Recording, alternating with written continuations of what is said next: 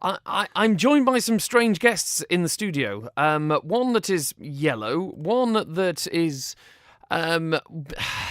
Boom, boom! Is that the best way to... I've no idea which way to describe them. And also, I must say, I'm joined by two human beings in the studio as well. Dave and Debbie. Good afternoon, guys. Good afternoon. Hi, Alex. So for the people who aren't watching this video, although I'm going to post it online afterwards just for the comedy value, Dave, let's start at your end of the studio and work to your right. Okay, so I'm Dave. I'm obviously the handsome one and various other things. Next door to me, we've brought Basil out today. Basil is not paid enough to have a speaking part, so he's just here to actually look nice on camera. Yeah, he's doing that. And Debbie, next to you? I have a rather smaller version of Sooty. Okay, so he's our little collection box, and we have about 200 of those out on the streets at the moment around the island, and I think this one is number 205. Well, let's talk about why we brought inanimate plastic creatures into the studio to talk on radio. There is a serious message behind this. Let's talk about the fundraising when it comes to Manx Blind Welfare, because these little collection boxes, the tuppences and 5 pences and 10 pences that people have in change, I can imagine soon mounts up. They do. I mean, as I say, we've got about 200 Sooties out in the streets in the various shops, and we've only got one Basil out, so Basil is looking for homes at the moment. But in January alone this year, we've collected over £1,000 just in Sooties and Basils. Oh wow! Okay, Yes. I did love the way that when you said Basil's looking for a home, and you just kind of glanced across at Dave in the corner there. I don't know why. I really have no idea why. If people are listening, maybe they're shop owners out there, and they're thinking, yeah, actually, I could host a Basil, I could host a Sooty on the counter.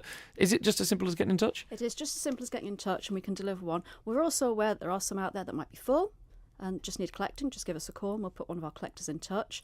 And we're also aware that sometimes they get lost, and we have had them in people's attics. And again, just give us a call and we'll come and collect them for you.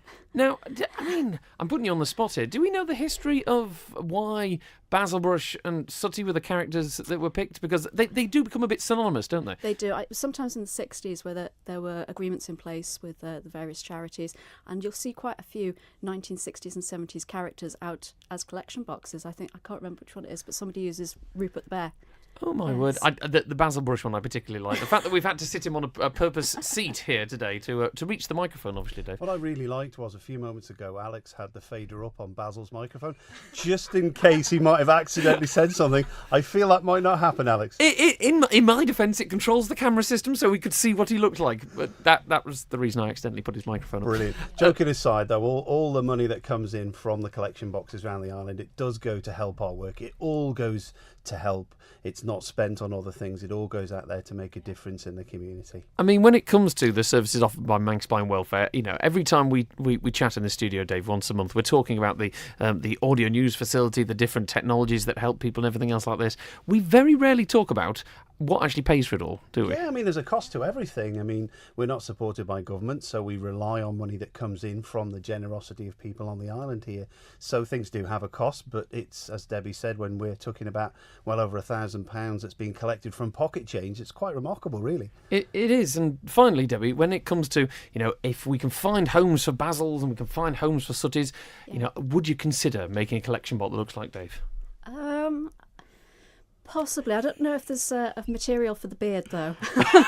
What we're saying is there might not be enough fiberglass available to construct me properly. I'm saying nothing.